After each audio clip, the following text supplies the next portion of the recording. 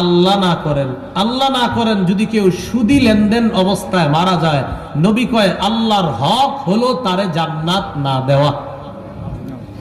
আল মুস্তাদরাক লিল হাকিম কিতাবের নাম, 2260 নম্বর হাদিস।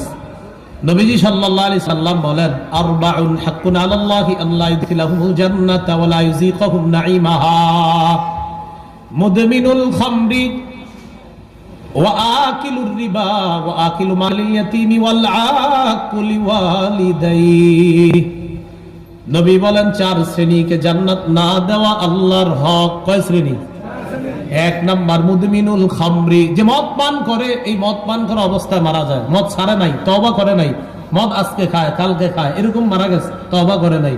এই মদ পানকারী যে মদ খাবে, এ সুদি মদ্যপ অবস্থায় মারা গেলে, অর্থাৎ তওবা না করে যদি মদ খায়, আজকেও খায় মানে কালকেও খাবে, এরকম তার মদের নেশা আছে নিয়মিত খাওয়া, আর তওবা না করে অবস্থায় মারা গেছে, আল্লাহর হক হলো ওরে জান্নাত না দেওয়া।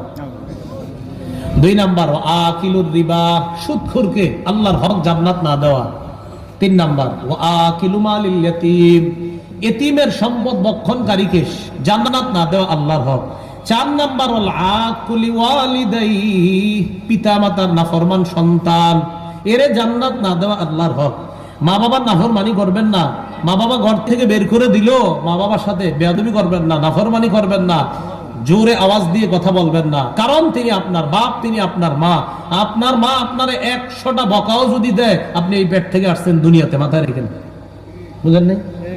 আপনারে হাজারো বকা বাধ্য করতেছে, কিন্তু আপনি ওনার থেকে আসছেন দুনিয়াতে, এটা মাথায় রাখতে হবে। আপনি তার সাথে খারাপ আচরণ করা যাবে না।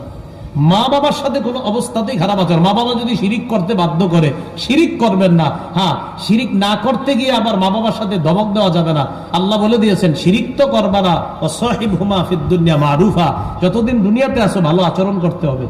মা বাবা যদি বলে শিরিক করো, আপনি বলবেন আব্বা আমি এটা পারবো না, আম্মা এটা পারবো না, ঠিক আছে ঘর থেকে বাইরে হয়ে যাও, জি আব্বা আমি চলে যাচ্ছি, কিন্তু খারাপ আচরণ করা যাবে না। কথা বুঝে আসছে? হ্যাঁ।